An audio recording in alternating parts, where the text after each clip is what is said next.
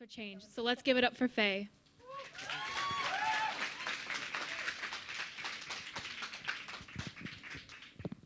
Hi. At the age of 3, 10 years ago, my mother brought me to an orphanage. It was an orphanage for disabled children. To be honest, 10 years ago, I don't remember much. But my mother told me that it was an orphanage for disabled children, and she told me that I had been intimidated. I'd been afraid by these children. I'd never seen people other than the people around me. I had been secluded into this area where I could only see people who had advantages such as I. And I looked at these children and I was like, wow, I go to the movies every weekend. What do you do? I get to play this and I get to do this. You don't? You don't get to do these things that I feel is so normal in my everyday life? I mean, I don't remember anything then, but I'm just assuming that something must have happened. Something must have told me, look, something's going to happen with you. This isn't an end. Even though I was afraid at then, even though this was something that I was like, oh my gosh, children, oh my gosh, people who don't have something that I have, oh my gosh, I'm scared of this. My family was like, no, no, no, we're going back. And we didn't just go back to that one orphanage. We went back to thousands, well, not thousands, but a lot of other orphanages. We went back to so many places. And every time I went there, I was like, I am so lucky. I am so lucky to be able to have so much. But again, I mean, I'm 3, 4, 5, 6, 7. I'm too young to do anything for this. I just follow my parents, and I'm like, oh yeah, I'm helping. But, you know, I just play with them. Ha ha ha, yeah. But I was a normal kid. I am a normal kid. But I just followed around my parents. What my parents did, I did too. But then, when I was 8, my mom was like, hey, Faye, your grandparents and I are going on a service week, and we're going to visit 10 orphanages in 7 days. And I was like, well, that's cool. I've never done that before. And, you know, I'm skipping school in the process, so I'll just go with you.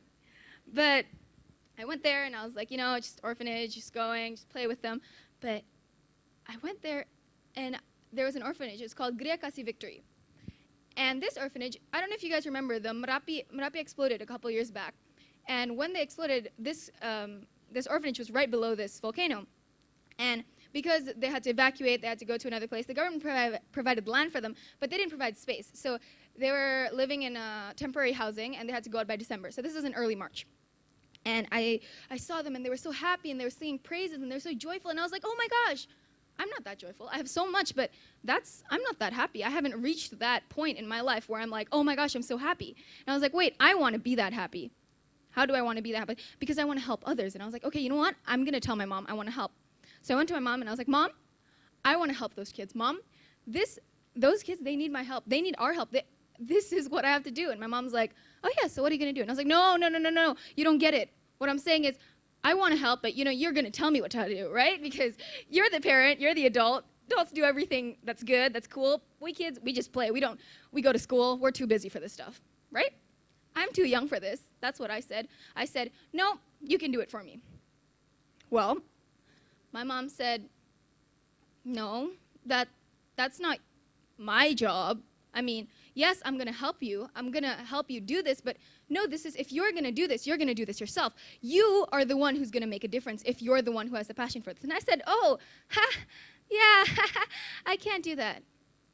But I thought about it, and by thought about it, I meant like 2 days, an hour. And I was like, Mom, okay, you know what I'm going to do? For my birthday, I don't know if any of you remember, or if any of you are, when you're 8, 9, 10, birthdays, 7, 8, 9, birthday parties, birthday presents, they mean a lot.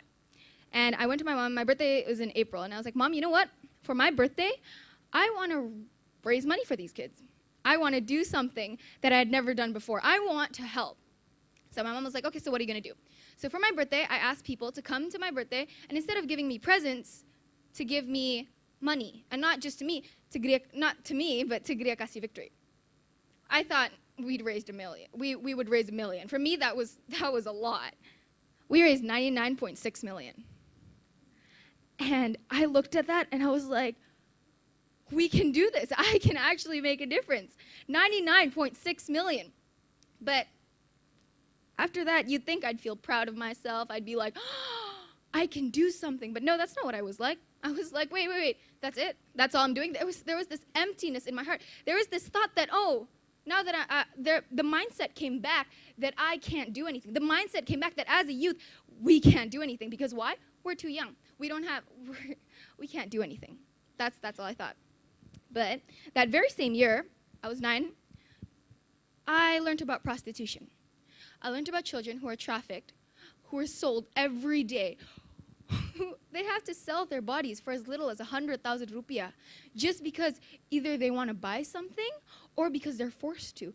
And they're not, this isn't, you think, oh, I mean, at least they have an education, right? They know this is wrong. No, it's not. They don't have an education. They don't know that sex is wrong. They don't know that sex without protection will give them STDs. They don't know that they could die. And these girls, in the middle of being raped, could die just because they have a sexually transmitted disease. And I was 9. I was 9, and I read about this, and I was like, no, I can't. Girls my age, 6 to 18 and below, some older, and they were being raped. And here I was, all happy in my house, and I'm like, no, I'm going to do something about this. I'm going to help. But I came to my mom again, and I said, Mom, I want to help. I came to my dad, and I said, Dad, I want to help. And both of them said, great, what are you going to do about it?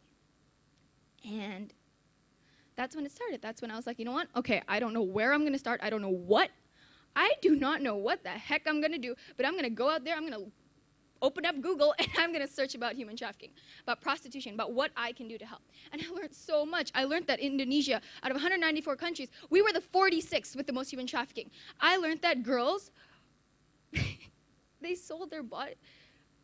The one fact that girls sold their bodies is what got me every single day.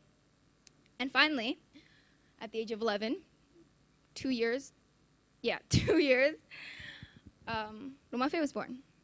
Most of you guys know now that Rumah Faye is a non-governmental organization, an NGO, that helps children who are trafficked into prostitution. We help children around it in 2 major places in Indonesia, and we do service works every once in a while. And I know a lot of you who are here right now, your main question is probably how, because a lot of people ask me that question.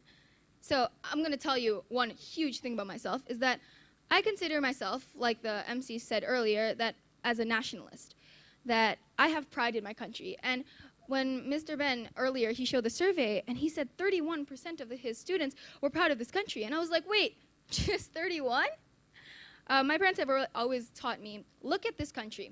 Now, I want you to focus on the good parts, but don't ignore the bad parts. Look at the bad parts and think, what can I do? When can I do it? And how am I going to do it?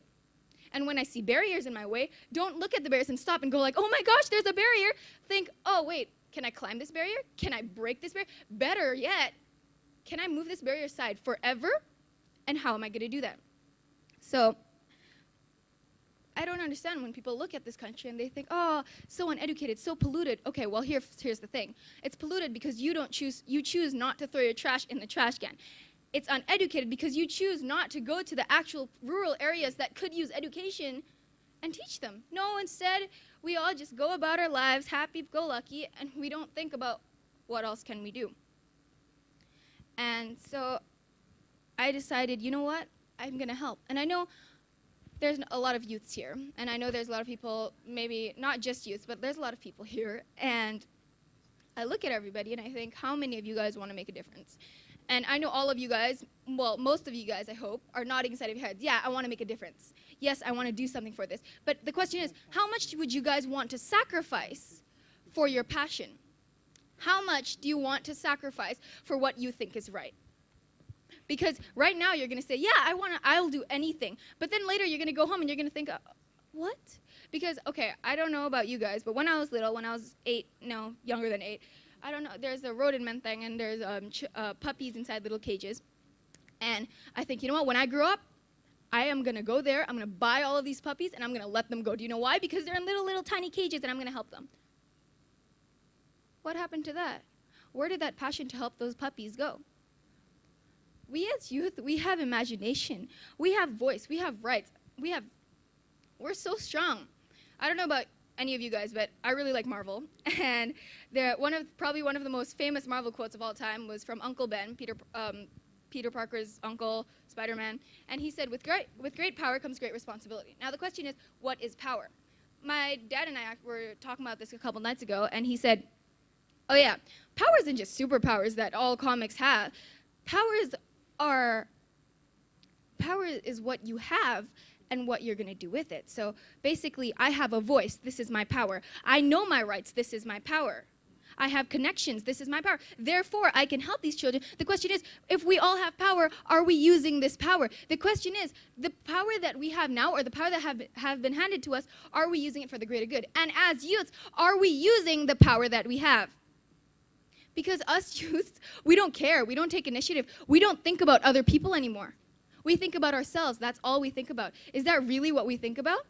And you're like, oh, as youths, you know, like it's the adults' fault. I mean, adults look down on us, right? I mean, you're lucky that you have parents who said you can do it, but most adults look down on you. You're wrong. Well, maybe not all of you, but I think that basically all of us youths had that mindset. The mindset I had as an 8-year-old where, no, I can't do it. No, I'll do it later. Or even worse, no, adults can do it for me. Do you know why? Because they say, no, adults, they have this world now. They own the world. So you know what? When they give back the world to us and it's already gross and dirty and uneducated, their fault, their loss, right? I mean, they gave it to us, so if it's already broken anyway, what can we do? We can't do anything. Well, you know what? I was born into a world where child trafficking is huge. You guys were too. We were born in a world where children are forced to sell their bodies for sex. But we choose to ignore that. Why do we choose to ignore that? Why do we choose to ignore what's happening? Why do we choose to ignore rights? Why do we choose to ignore the fact that more than half of the children in this country have no birth certificates, so therefore have no rights, so therefore cannot be protected by the government? So therefore, these children are ghosts.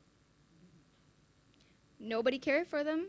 Nobody has an education. And you know what? I've always chosen to look at the very talented children in Indonesia, the better parts, not just the archipelago, the beaches, the secluded places in Indonesia, but like Ibu Kolendam said, there's so many talented kids in this world that we've never seen. Why? Because we choose to ignore it, because we choose to look down on it. And we as youths, we have so much talent, so much initiative, so much thought. All we have to do is take it. In the beginning of what I said at the age of, and I slowly brought you to this very moment. Now, I mentioned at the age of 9 that I said, no, you guys should do it for me, or you should tell me what to do and I'll do it for you. Well, here's what I'm telling you now. At the age of 9, I found my passion. At the age of 9, I found that I wanted to make a difference. But at the age of 9, I also almost lost this passion. At the age of 9, I also almost lost my passion to help others. Why? Because I thought that I couldn't do it. And some of you might think, no, it's adults that's telling me you can't do it. And trust me, there are so many adults, there have been adults that looked at me and said, no, you can't do it. Or no, you don't have to do it. And I said, no, it's not that I want, it's not that I have to do it, it's that I want to do it. It's that I believe this world belongs to me, not just me, to other youths and to other adults as well. All we have to do is care. And so I'm telling you now, at the age of 9, I found my passion. At the age of 9, I also almost lost my passion. Thank you.